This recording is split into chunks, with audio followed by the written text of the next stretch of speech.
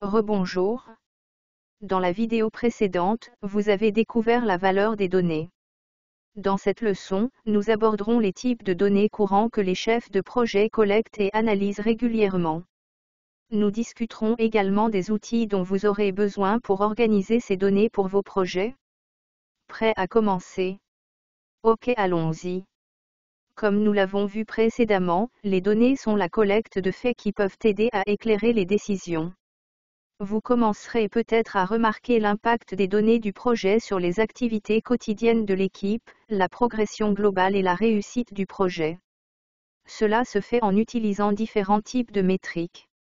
Une métrique est une mesure quantifiable utilisée pour suivre et évaluer un objectif commercial. Les mesures sont basées sur des objectifs sélectionnés.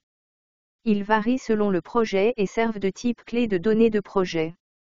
Il existe de nombreux types de données de projet que vous pouvez utiliser pour déterminer les progrès et l'efficacité. Vous pouvez regrouper les métriques du projet en métriques de productivité et en métriques de qualité. La productivité mesure généralement les progrès et la production au fil du temps.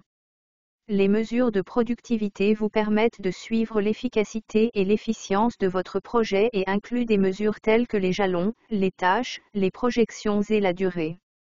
Décomposons chaque métrique.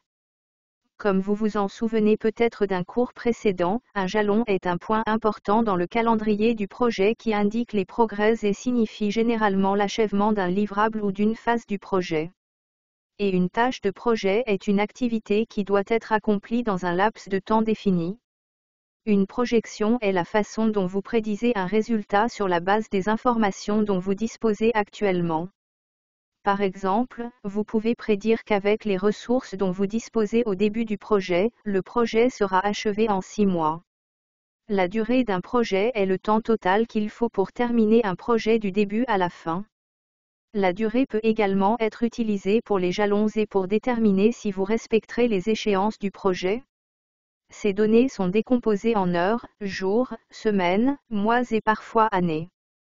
Pour récapituler, les mesures de productivité incluent les jalons, les tâches, les projections et la durée. Parlons maintenant des mesures de qualité.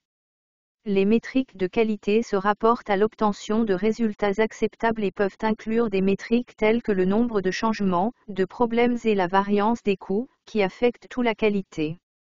Discutons de chaque métrique.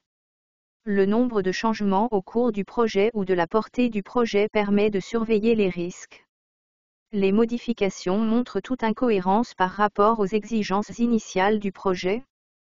Une série de petits changements aggravants peut indiquer un problème plus important et fournir des signes avant-coureurs de ces problèmes.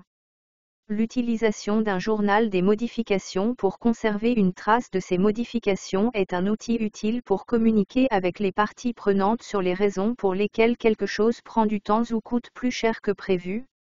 Un journal des modifications est un enregistrement de tous les changements notables sur un projet. Un problème est un problème connu et réel qui peut affecter la capacité à terminer une tâche. Par exemple, un problème peut être le retard de l'approbation légale d'une publicité que vous espériez lancer ou le nombre manquant de sièges confirmés pour réserver un lieu pour une conférence d'affaires. Un autre indicateur de qualité est la variance des coûts. Il illustre la différence entre le coût réel et le coût budgétaire. En termes simples, la variance des coûts compare ce que vous prévoyez de dépenser par rapport à ce que vous avez réellement dépensé. Mettons-le dans un exemple. Si vous aviez prévu d'accueillir seulement 250 participants lors d'une conférence d'affaires à venir, mais que 275 personnes se sont présentées et que le lieu vous facture ces invités supplémentaires, les coûts réels seront plus élevés que votre budget initial ou votre estimation. Donc, pour récapituler, les mesures de qualité peuvent inclure des éléments tels que le nombre de changements, les problèmes et les écarts de coûts. Bien que ces points de données soient généralement suivis par les chefs de projet, il en existe des dizaines d'autres que vous pouvez exploiter pour éclairer les décisions dans votre projet. La bonne nouvelle est qu'il existe de nombreux logiciels et outils sophistiqués dédiés à la gestion de projets et à l'analyse des données. Vous aurez donc de l'aide pour suivre tous ces différents types de données dans un emplacement centralisé. Des outils de gestion de projet tels que Workafront et Jira suivent l'activité et fournissent des résultats lisibles afin que vous puissiez mesurer la santé globale de votre projet. Les outils d'analyse de données comme Tableau sont utiles pour la visualisation des données. Vous en savez maintenant un peu plus sur la façon d'identifier les types de données courants. Vous pouvez également identifier les logiciels et outils de gestion de projets courants qui peuvent vous aider à gérer et à analyser les données. Dans la prochaine leçon, nous verrons comment les données vous aident à prendre des décisions éclairées. On se retrouve là.